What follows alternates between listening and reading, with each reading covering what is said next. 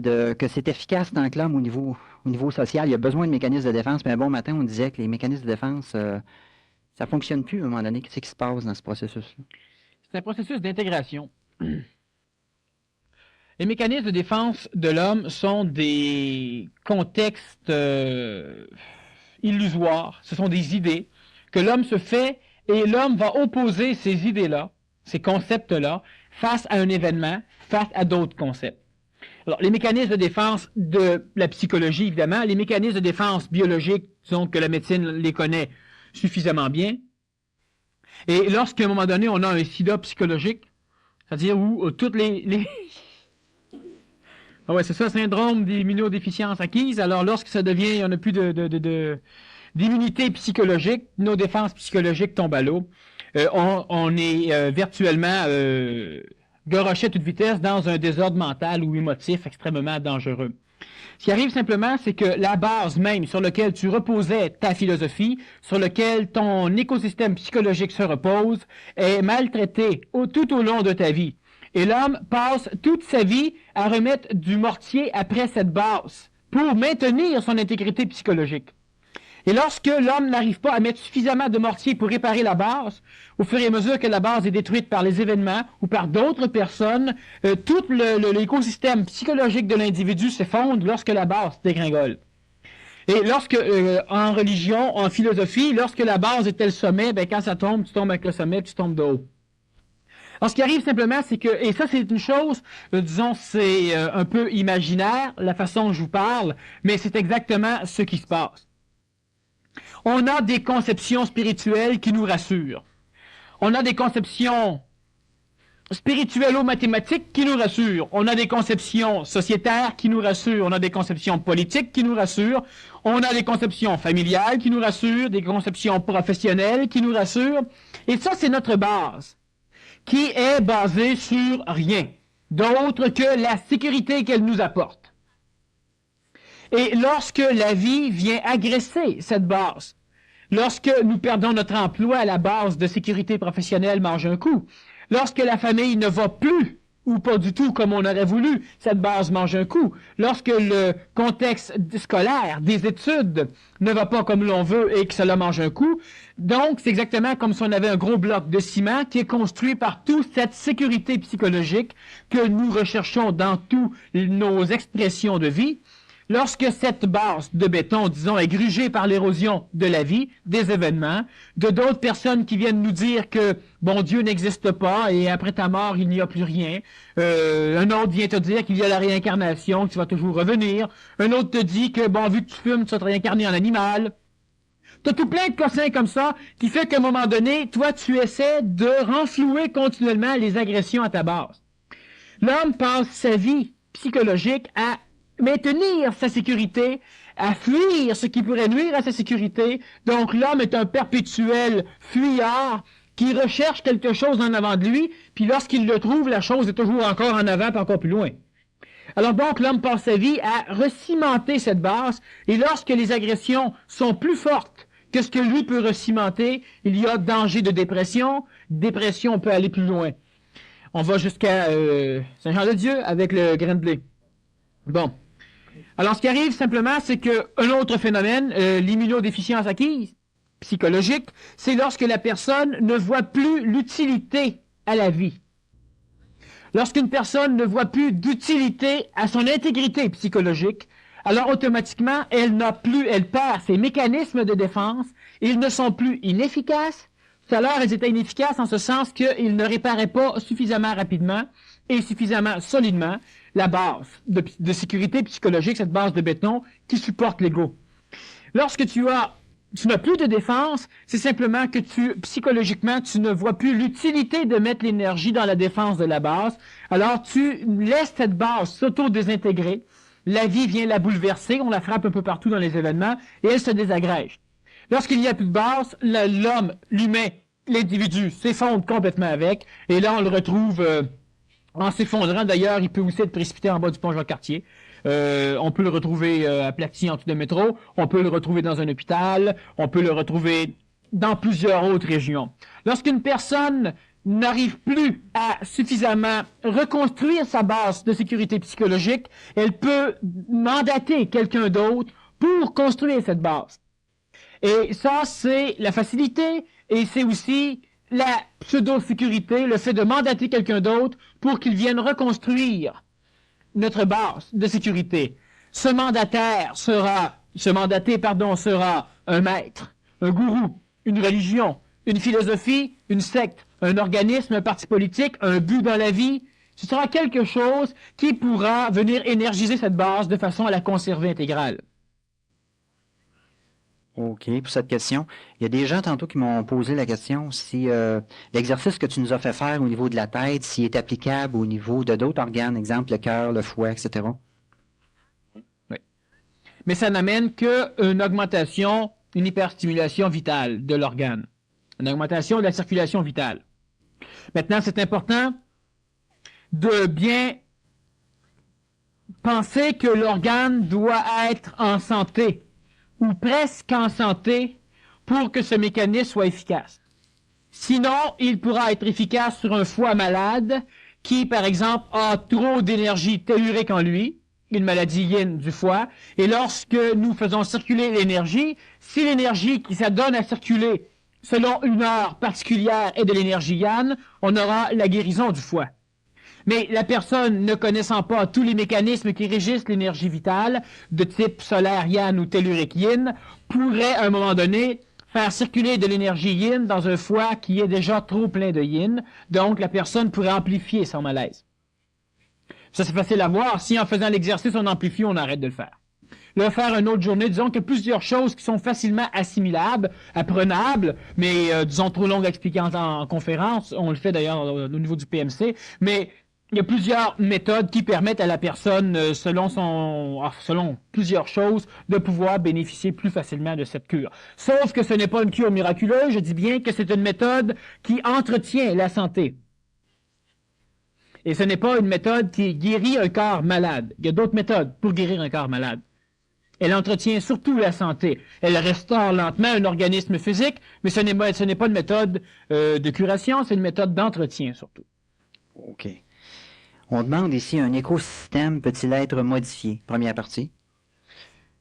Si oui, pour quelle raison faudrait-il le modifier et dans quel but? Normalement, l'écosystème est modifié seulement par une énergie supérieure à l'écosystème, énergie qui sera exprimée par l'entité la plus évoluée de l'écosystème.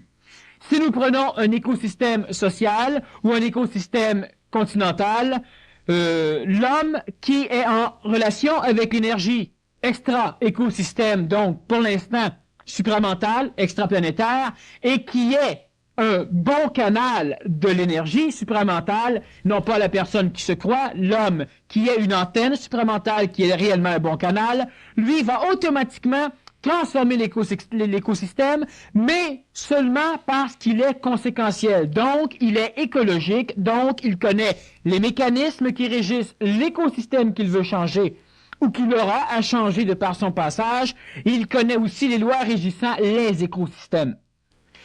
L'humain conventionnel, l'humain qui est relié aux énergies de son écosystème planétaire, ne peut pas transformer un écosystème, il ne peut que vivre dans l'écosystème et parfaire l'expression des lois régissant l'écosystème. Par exemple, nous savons que si un incendie de forêt brûle une immense île, comme une île qu'on connaisse le nom, une des îles Galapagos par exemple, au niveau de l'écologie de cette île, il y a eu un bris par le feu. Le feu est écologique. Parce que le feu nourrit le sol. Parce que le feu amène du carbonate de potassium, entre autres, substance, un des sels les plus recherchés d'ailleurs en alchimie. Et ce feu est bon pour la Terre. Mais cela va prendre combien de temps avant que l'écosystème antérieur à l'incendie soit rétabli sur l'île? Ça peut prendre énormément de temps. Surtout dans une région tellurique où ce qui pousse sur ces îles-là sont typiques de ces îles-là.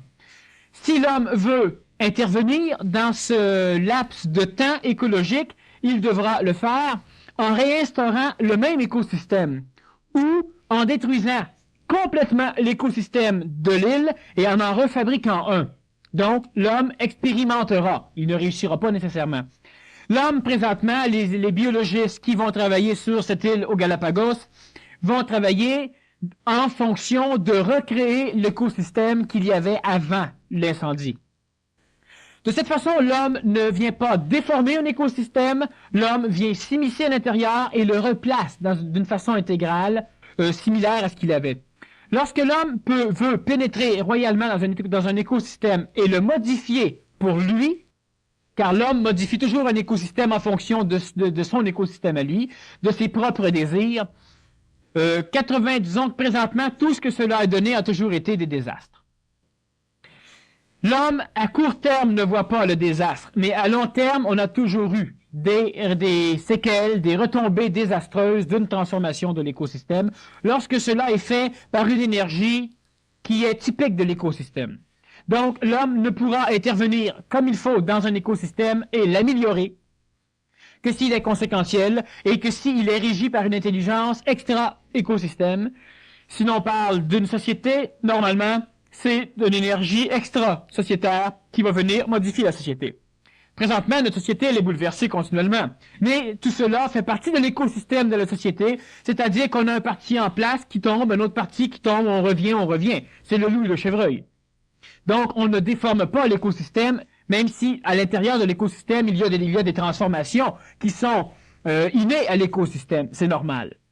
Lorsque l'homme va vouloir transformer réellement l'écosystème, il sera régi par une énergie extérieure à l'écosystème. Présentement, l'écosystème de l'homme, celui qui régit l'évolution de l'humain, c'est un écosystème planétaire. Ce n'est pas un écosystème continental, national, familial, sociétaire, c'est un écosystème planétaire. Ce qui se passe au Bangladesh influence l'évolution de ce qui se passe en Amérique du Nord. Et ce qui se passe partout sur la planète influence partout sur la planète. Donc, c'est un écosystème planétaire et l'énergie qui pourra transformer l'écosystème planétaire devra être exprimée par un canal, disons, parfaitement adapté à l'expression de cette énergie. Et là, il y aura transformation de l'écosystème planétaire, du cadre d'évolution de l'homme. Question ici très stimulante, là. Quel est le rôle des électrochocs en thérapie? Je reviens immédiatement à une petite affaire ici. Pour quelle raison transformer l'écosystème? Simplement pour permettre à cet écosystème d'intégrer la nouvelle énergie qui descend. Et c'est pourquoi c'est toujours l'énergie supérieure qui transforme l'écosystème de façon à ce que l'écosystème puisse intégrer cette énergie. Lorsque l'homme arrive sur une île, ce n'est pas l'île qui transforme l'homme, c'est l'homme qui transforme l'île. Mais si l'homme est le moindrement conséquentiel, il s'arrange pour ne pas tuer toute sa nourriture, il installera des maisons, des huttes, il fera peut-être des champs, il aura peut-être des animaux à élever, mais il ne détruira pas l'écosystème de l'île, par contre il l'aura transformé. Et si on veut transformer l'écosystème de l'homme, une énergie supérieure à l'homme devra intervenir, et lorsque je parle de l'homme, je parle de l'apparence de l'homme présentement, parce que l'énergie supérieure à l'homme va faire partie de l'homme. C'est pour cela qu'on transforme l'écosystème, simplement pour permettre l'intégration de l'énergie supérieure à l'écosystème. Quel est le rôle des électrochocs en thérapie? Les électrochocs ont plusieurs rôles en thérapie, rôles qui sont insuffisamment connus par la médecine traditionnelle. Ils ont premièrement une influence sur la motricité neurologique, donc nerveuse, de l'homme qui a subi l'électrochoc, c'est-à-dire que perturbant la transmission neurologique, on perturbe en même temps le récepteur, donc le cerveau. Perturbant le cerveau, nous perturbons différentes régions du cerveau, comme par exemple les régions dans lesquelles va siéger la conscience de l'astral, la conscience de l'émotion, de la mémoire, des désirs et de tout ça. Et perturbant cette région cérébrale, nous perturbons automatiquement l'expression de ces énergies. Alors, donner une drogue, par exemple, donner du Haldol à un patient, qui est un antipsychotique extrêmement puissant, qui équivaut à une lobotomie passagère, c'est venir intervenir dans la matière physique. L'électrochoc intervient à l'intérieur de ce genre de matière. Par contre, l'électrochoc a aussi une grande résonance dans l'énergie vitale de l'homme. L'énergie vitale de l'homme, c'est l'énergie qui anime l'homme, qui fait vivre l'homme, et c'est aussi et surtout l'une des grandes énergies qui va servir l'astral, c'est-à-dire une énergie qui va nourrir l'astral, qui va donc nourrir l'émotion, les désirs et tout ce phénomène. Lorsque nous donnons des électrochocs à une personne qui a des problèmes psychiatriques, nous pouvons restabiliser son énergie vitale, nous pouvons déstabiliser l'énergie vitale. De toute façon, nous nuisons à l'expression de l'énergie psychologique. Rarement et très rarement, l'électrochoc va détruire une parcelle de la mémoire psychologique et régler le problème.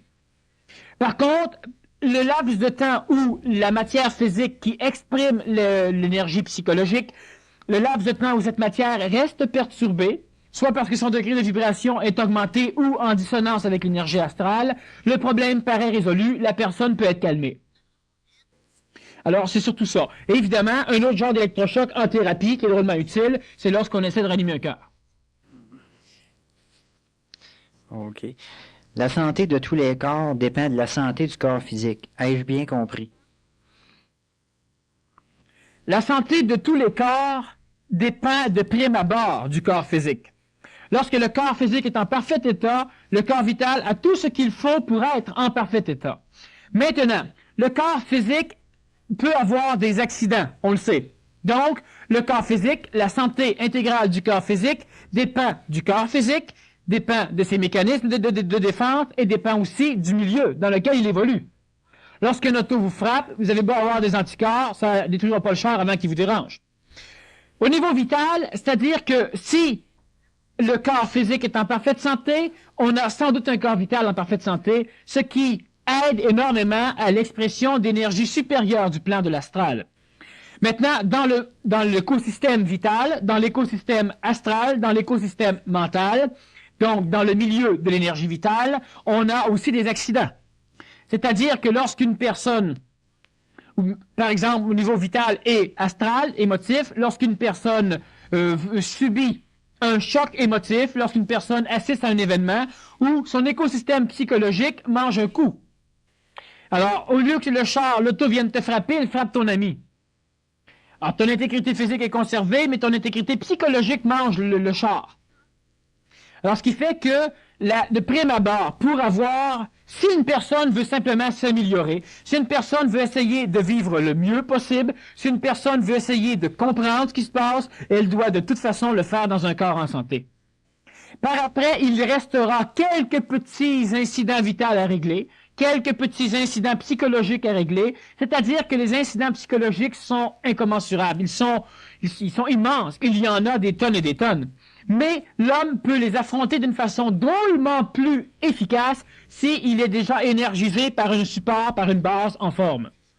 Donc, si l'homme psychologique vit des manipulations de l'astral, suit les rythmes de fluctuation de la vibration astrale sociétaire, politique, de la mode ou de n'importe quoi, au niveau de notre société, alors si la personne est là, une intégrité physique, un bon corps physique en bonne santé, cela n'a aucun rapport à savoir si la personne est dans une chaise roulante ou non. Je parle d'une santé et non pas d'une apparence de santé. Donc, si la personne a une bonne santé physique, une bonne santé vitale, elle pourra résister d'autant plus aux agressions de l'astral et elle pourra facilement travailler avec son énergie mentale, étant donné que les énergies de l'astral bas ne peuvent à peu près pas s'exprimer dans une personne qui a une bonne santé physique et vitale. Et une bonne santé physique ne veut pas dire beaucoup de muscles. Je dis bien que la santé physique n'a pas rapport à l'apparence de santé, mais à la réalité de la santé chez l'homme. Comment une personne physiquement très malade peut-elle se guérir uniquement par son mental? Une personne physiquement très malade peut avoir de grandes difficultés à se guérir par son mental, étant donné que la vibration du mental est limitée par la vibration de l'astral, qui, elle, est limitée par la vibration du vital et du physique qui est malade. Lorsque la personne commence à guérir, elle a plus facilement de volonté pour guérir. Et tant que la personne descend dans sa maladie, elle est aussi souvent dépressive comme la maladie. On assujettit souvent le mécanisme de la guérison à la remontée du moral. Tout à l'heure, j'exprimais bien que la remontée du moral va avec la remontée de la guérison. Et si on énergise une personne en lui remontant le moral, on bloque ce qui limitait la guérison, mais on n'aide pas la guérison. Normalement, la guérison tend à se faire d'elle-même. Elle est habituellement toujours limitée par l'homme.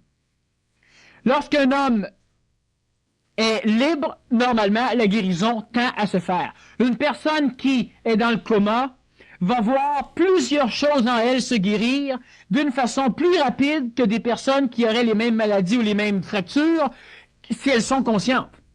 Sauf si les personnes conscientes ont un bon moral, donc n'aident pas à la guérison, mais ne nuisent pas à la guérison.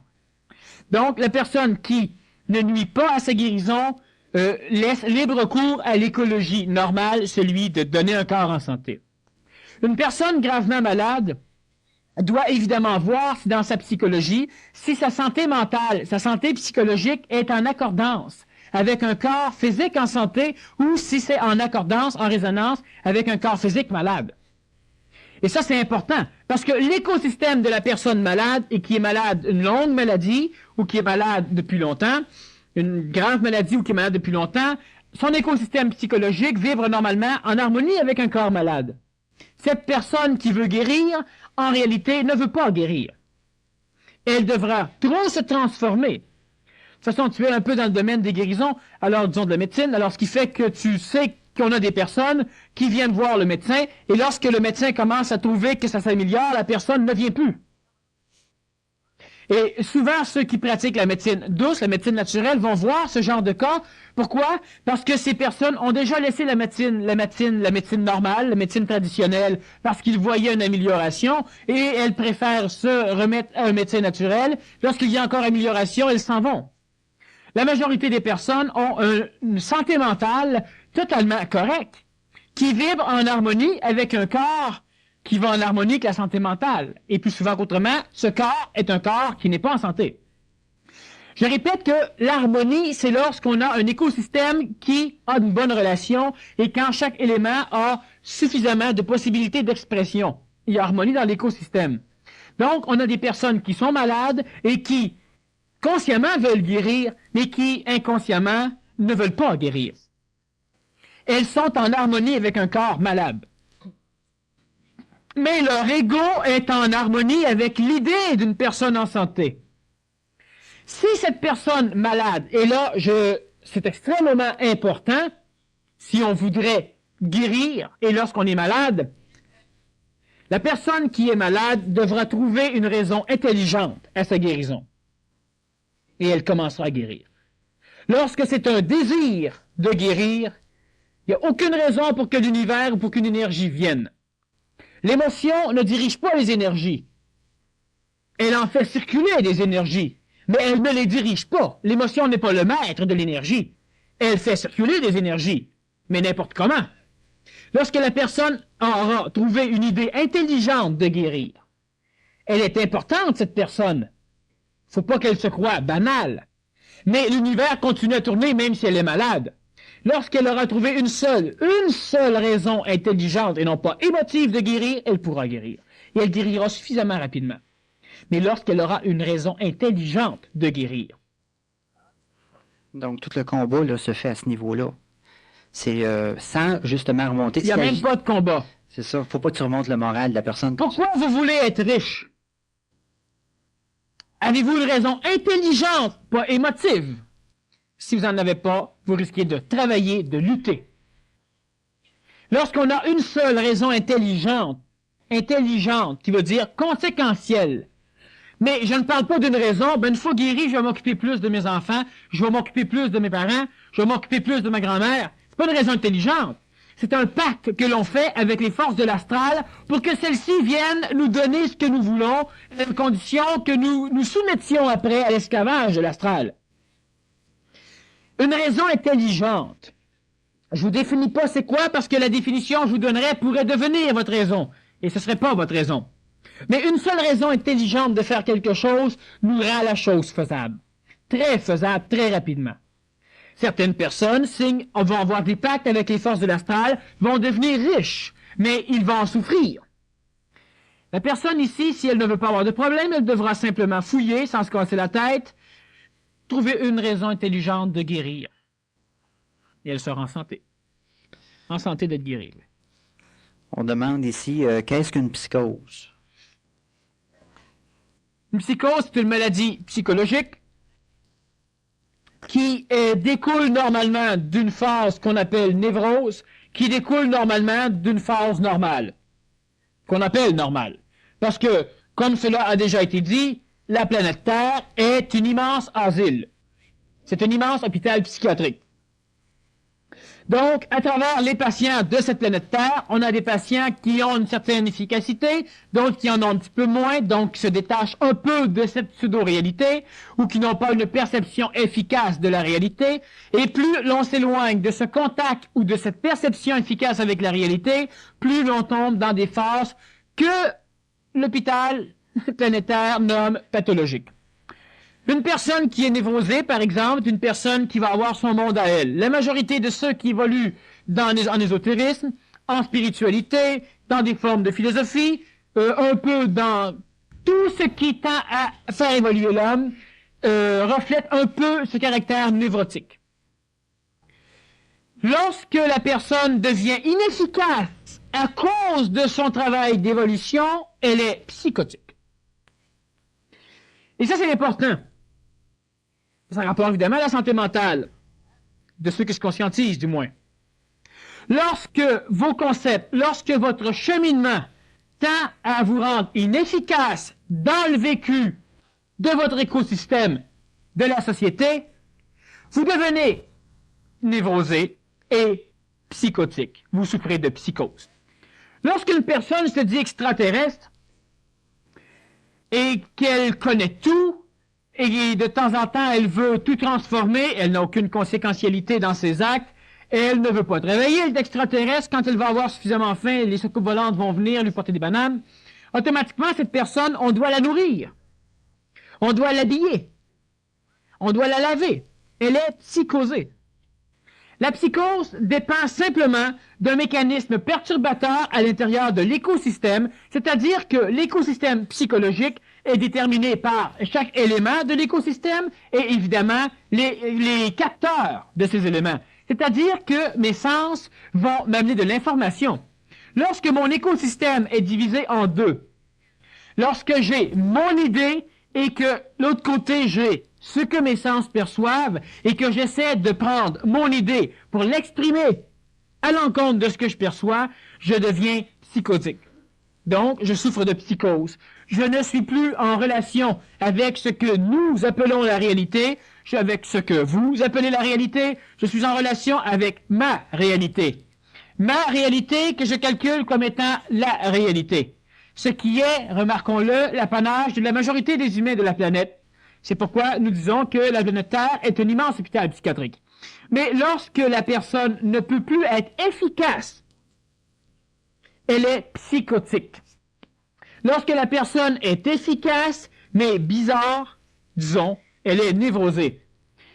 Et lorsque la personne, elle est efficace, mais elle est normale, c'est-à-dire qu'elle souffre, qu'elle a des dépressions, qu'elle prend quelques pilules, qu'elle essaye la drogue, qu'elle magasine les religions, qu'elle change continuellement, on dit qu'elle est normale.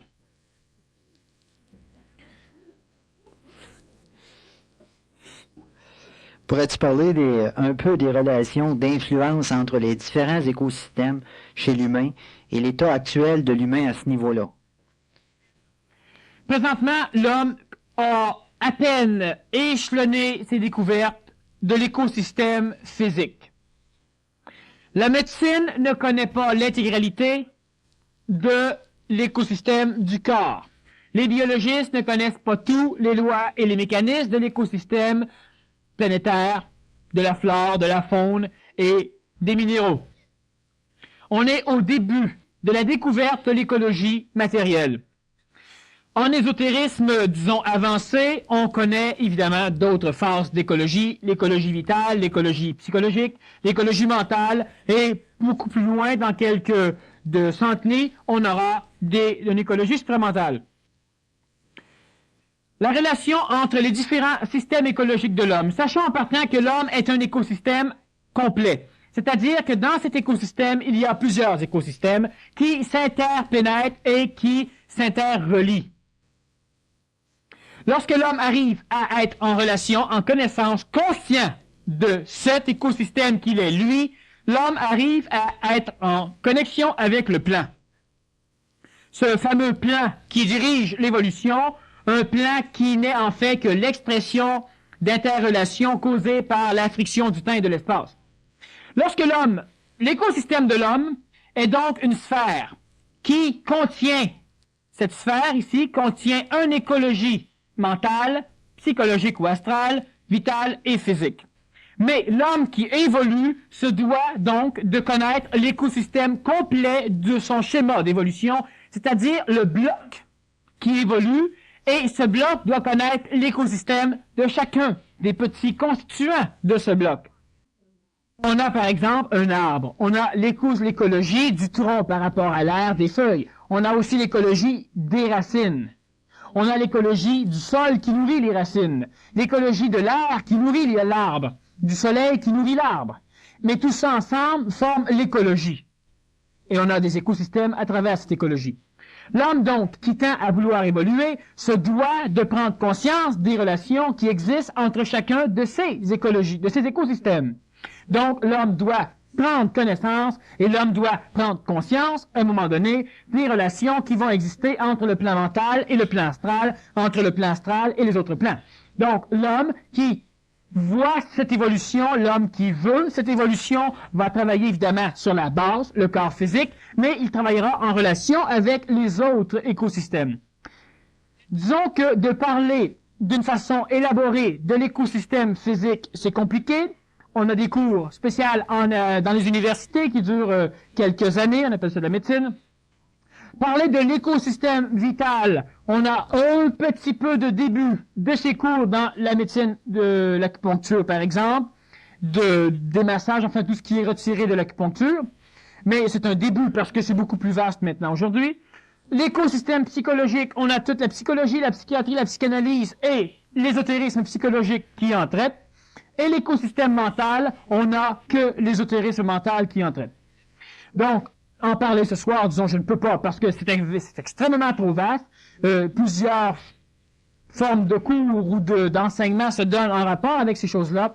Par contre, l'homme qui expérimente, c'est-à-dire l'homme qui vit, doit simplement essayer de voir pourquoi il se passe certaines choses quand il y a certaines choses. Donc, il va lui-même découvrir les relations entre ces écosystèmes. Tout ce que nous pouvons savoir, ou tout ce que je peux vous dire pour l'instant ce soir, vu le temps, c'est que chaque écosystème vibratoire influence automatiquement l'autre écosystème, soit supérieur, soit inférieur à lui. Lorsqu'un arbre meurt, il influence l'écosystème de l'écureuil qui habitait l'arbre, des oiseaux qui venaient là, des animaux qui prenaient l'ombre, des plantes qui poussaient en dessous, de même que les arbres qui étaient étouffés par cet arbre-là. Donc, tout change. Chaque fois qu'on a une perturbation, bonne ou mauvaise, dans un écosystème, qu'il soit mental, vital ou autre, on a automatiquement une influence dans les deux autres écosystèmes qui sont sous-jacents. Celui qui est en dessous, celui qui est en haut. Alors, c'est une relation qui est extrêmement propre. Relation qui a même fait dire à un moine bouddhiste que lorsque tu arraches une fleur, tu ne peux faire autrement que de déranger une étoile. La relation chez l'homme, c'est la même. Chaque chose entraîne automatiquement un paquet de retombées, positives ou négatives. Lorsque ces retombées ne brisent l'écosystème évolutif de l'humain, on appelle cela un karma négatif. Lorsque l'écosystème de l'humain est en harmonie, que tout cela va bien, automatiquement, on a un karma positif. Donc, l'homme vit en santé sous tous ses plans. L'évolution de l'homme est une évolution qui se doit d'être écologique, donc l'homme doit comprendre les conséquences. Pour que l'homme puisse comprendre les conséquences, l'homme doit connaître les mécanismes qui vont régir les conséquences. Donc, l'homme doit savoir que l'écureuil existe. L'homme doit savoir que quel genre de choses existent. Donc, au niveau d'évolution de l'homme doit se connaître. Se connaître par la nomie, par le nom. L'homme doit connaître les constituants de lui-même. L'homme doit connaître les relations entre ses constituants. L'homme doit connaître les relations entre chacun de ses plans, physique, vital, astral, mental, entre eux autres. L'homme doit ensuite connaître, et c'est en dernier lieu, l'homme doit ensuite connaître la relation de son microcosme, de lui en entier sur tous ses plans, avec l'univers dans lequel il évolue, le milieu ou le macrocosme. Cela paraît extrêmement compliqué et vaste. Mais remarquez bien que le nombre d'années que vous avez parcouru à la recherche de certaines choses est beaucoup plus vaste que le fait d'étudier une chose de base, qui, de toute façon, est correcte, est intelligente parce que logique. Donc, l'homme qui évolue se doit d'évoluer sur tous ses plans, d'essayer de faire en sorte que chacun de ces plans puisse connaître l'autre plan. L'homme doit découvrir en lui où sont placés ces différents écosystèmes pour qu'il puisse enfin les étudier et les connaître.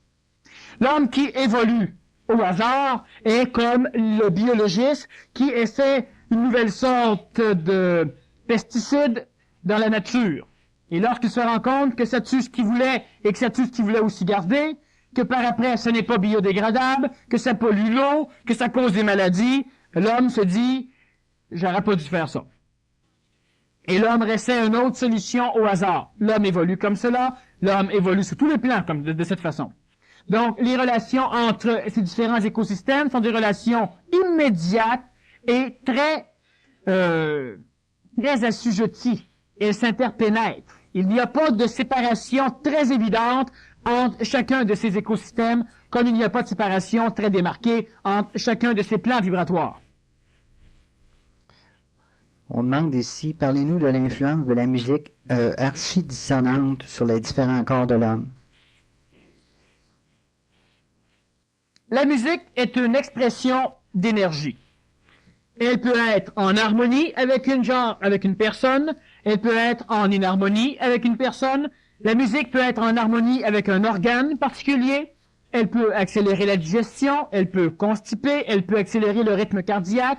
La musique peut être en harmonie avec des parties corporelles comme l'hypothalamus, comme l'hippocampe, des parties du cerveau. Donc, elle va accentuer le retour mémoriel et la dynamisation de la psychologie chez l'homme.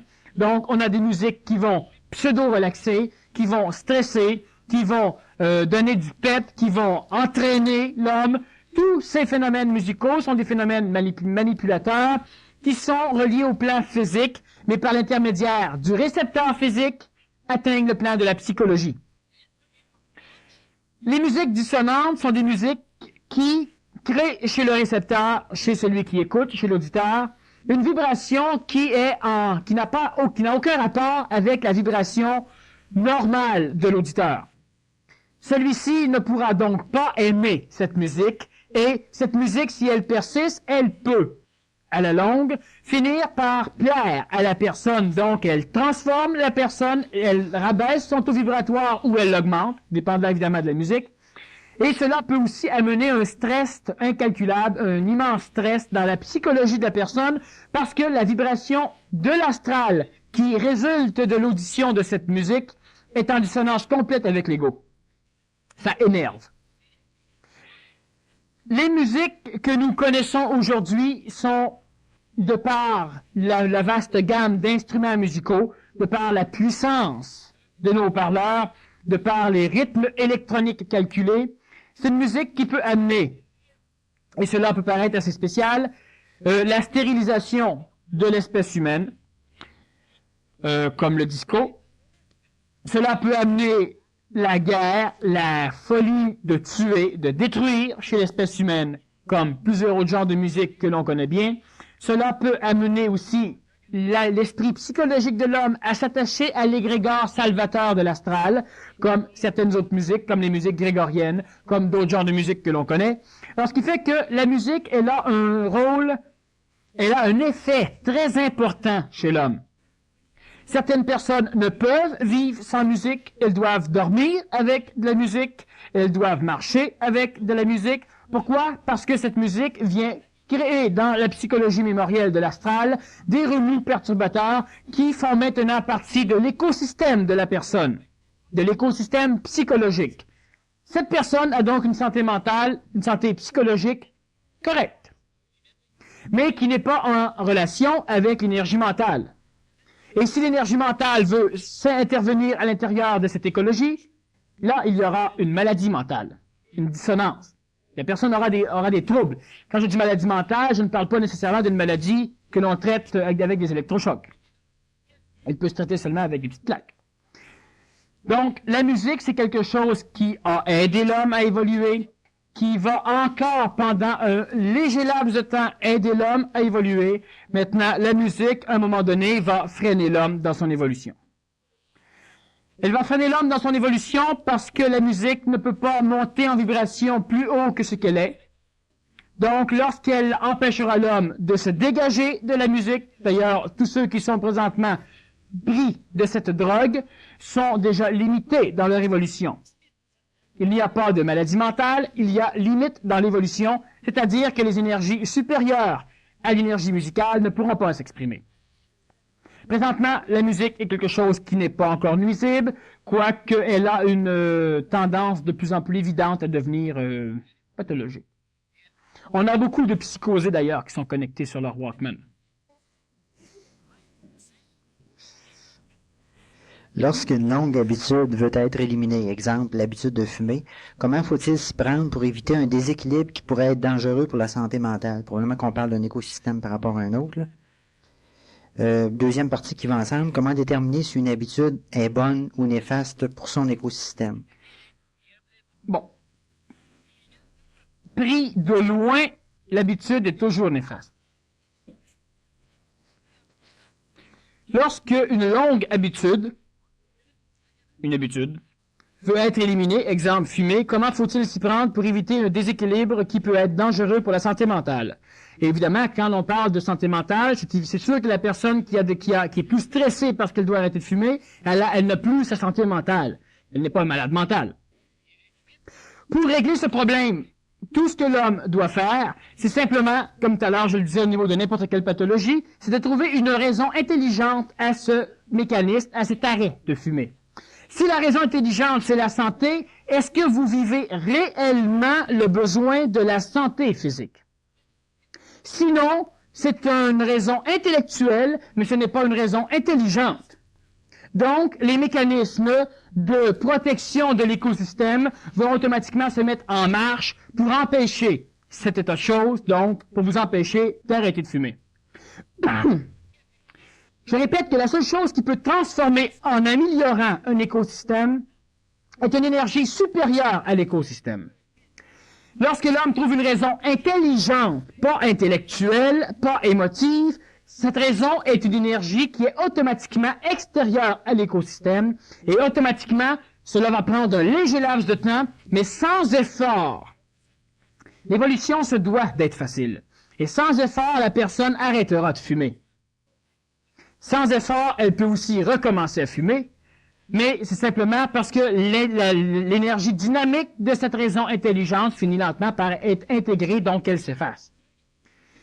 L'énergie intellectuelle peut faire en sorte qu'une personne cesse de fumer. Les raisons médicales, les raisons de santé, les raisons philosophiques sont des raisons qui peuvent être intellectuelles. Mais ce ne sera pas nécessairement suffisant pour dynamiser de façon certaine la personne pour qu'elle arrête de fumer. Donc, c'est trouver une idée, une seule raison intelligente. Un de mes confrères a déjà dit à un moment donné que si vous aviez de la foi gros comme un petit grain,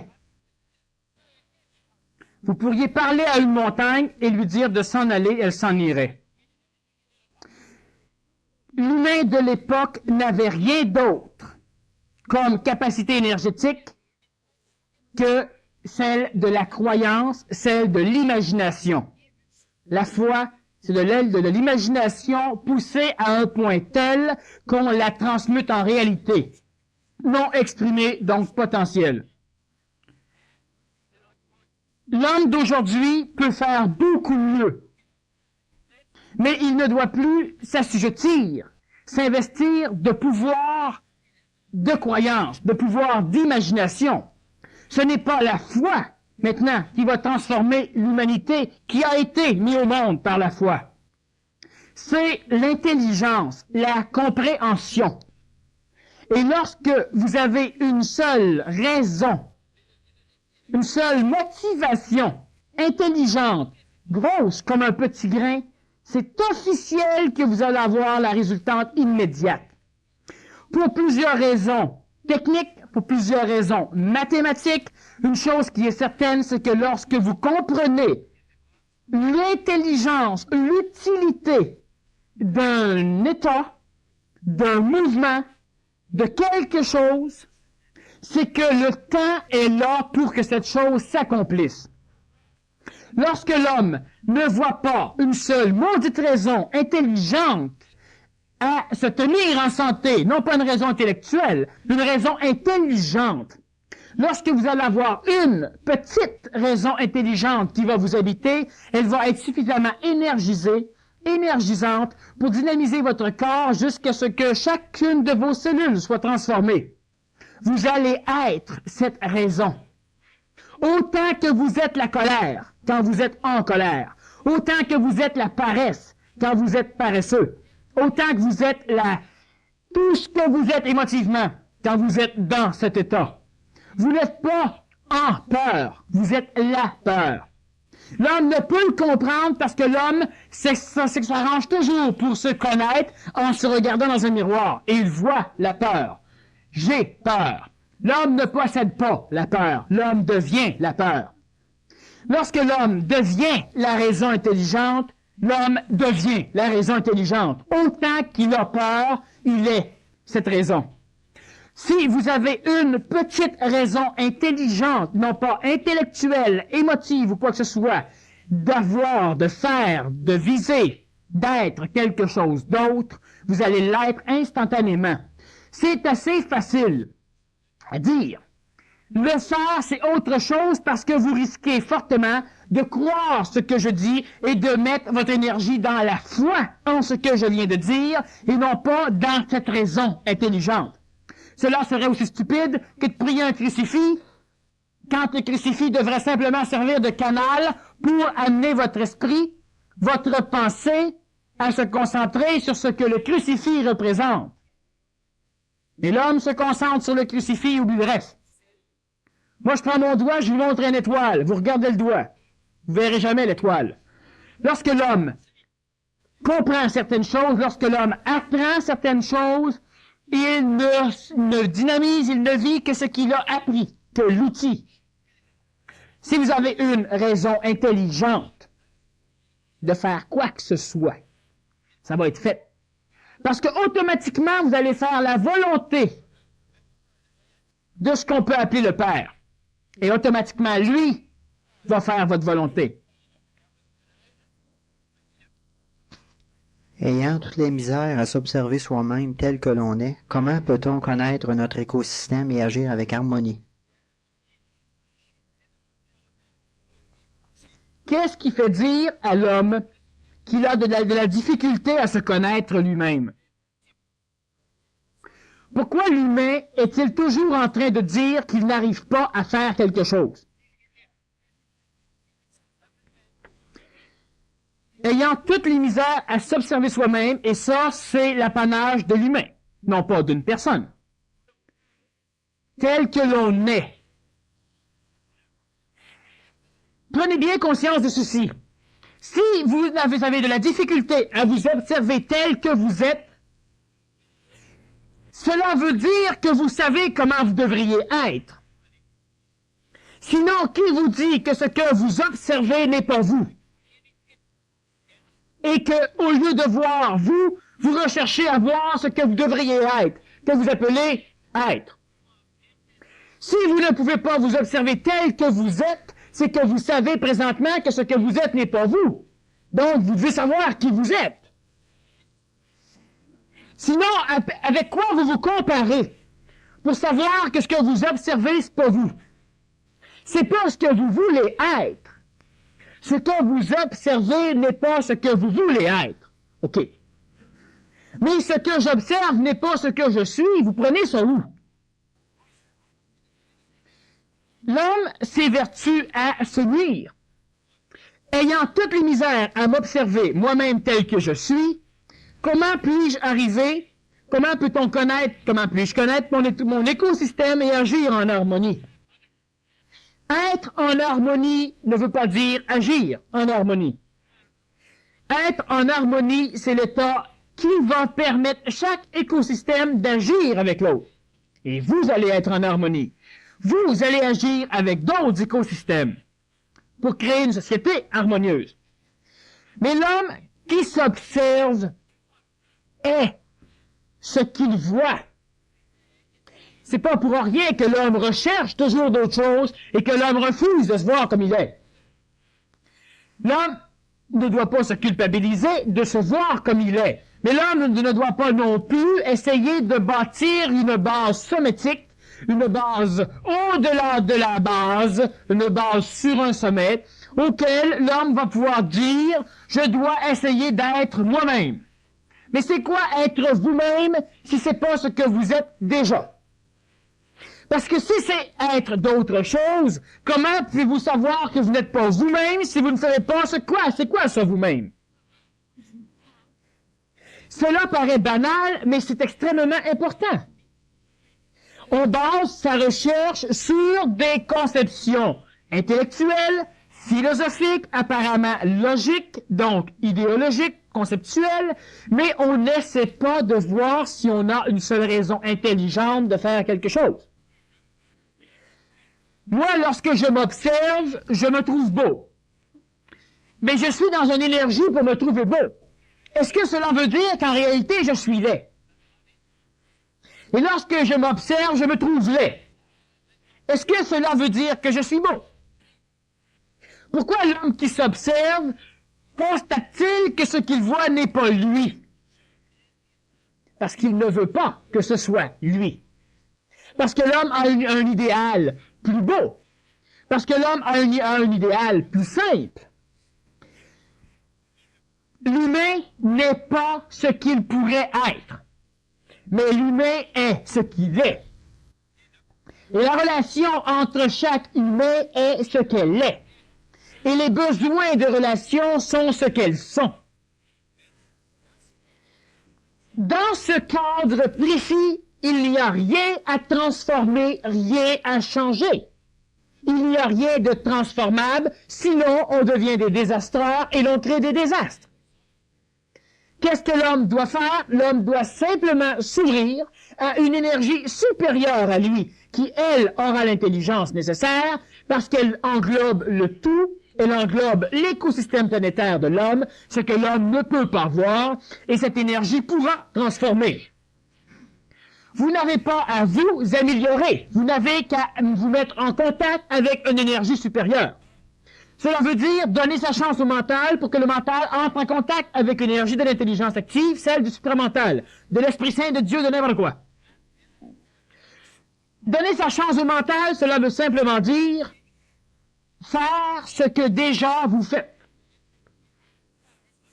Et lorsque vous allez être prêt à faire mieux, vous allez faire mieux.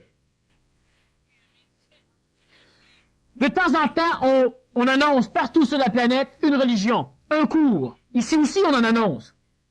Lorsque vous êtes prêt, c'est-à-dire que lorsque vous, comme vous êtes en résonance avec l'essai de quelque chose, ou un cours, ou une philosophie, ou une religion, vous y allez. Ce n'est pas vous qui décidez d'y aller, parce que tous ceux qui présentement ne veulent pas faire, par exemple, le programme Être contrôleur, ne décident pas qu'ils ne veulent pas le faire. Ils ne sont pas attirés, ou ils ne peuvent pas par le temps. Et lorsqu'ils se sentiront attirés, ils feront le cours. Ils n'auront pas décidé de faire le cours. Lorsque vous rentrez dans une religion, vous êtes attiré. Vous êtes trop épeuré en arrière. Mais vous ne décidez pas.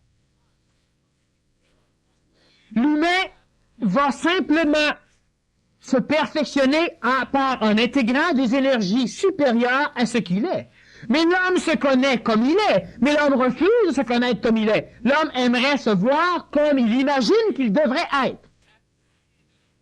On n'a aucune difficulté à se voir. Regardez-vous dans un miroir, puis observez l'effet que ça fait chez vous. Regardez-vous quand quelqu'un vous crie des bêtises et observez ce qui se passe. Regardez simplement votre vécu et tout ce que vous faites. Et vous êtes ça. C'est pas laid, c'est pas dégradant, c'est humain. Une maudite bonne excuse pour rester de même. Mais c'est normal. La planète Terre est un immense hôpital psychiatrique. Pas trop s'en faire. Comment peut-on connaître son écosystème? Mais en s'observant comme on est. Et en observant ce qui vient perturber ce qui vient nous agrémenter, ce qui nous transforme en observant l'extérieur.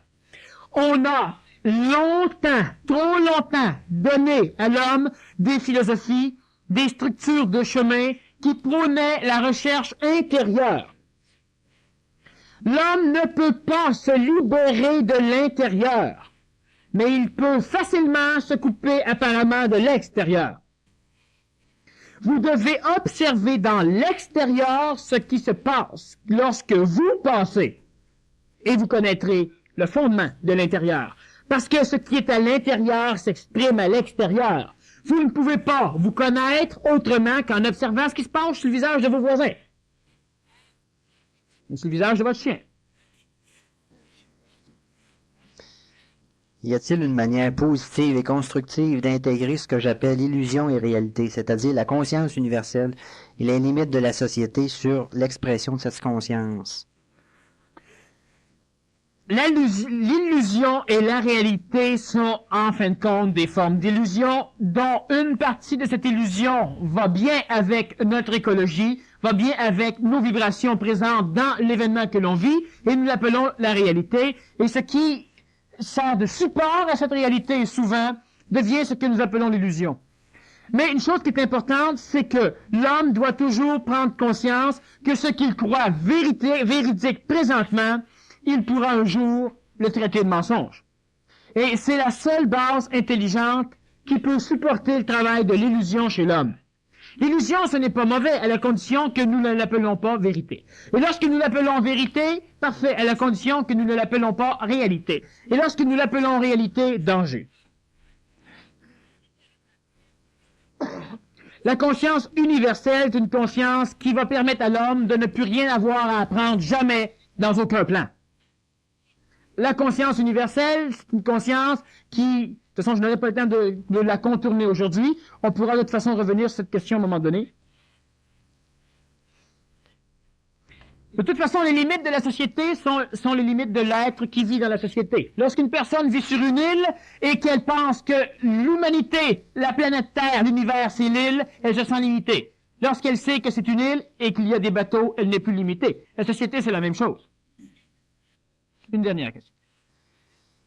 Une, c'est un petit peu longue, mais quelle est la conséquence d'un tel exercice qui est un peu semblable à ce que tu as fait faire? Je m'explique. Visualiser un point lumineux au centre du crâne ou du cerveau et le faire croître jusqu'à emplir toute la tête.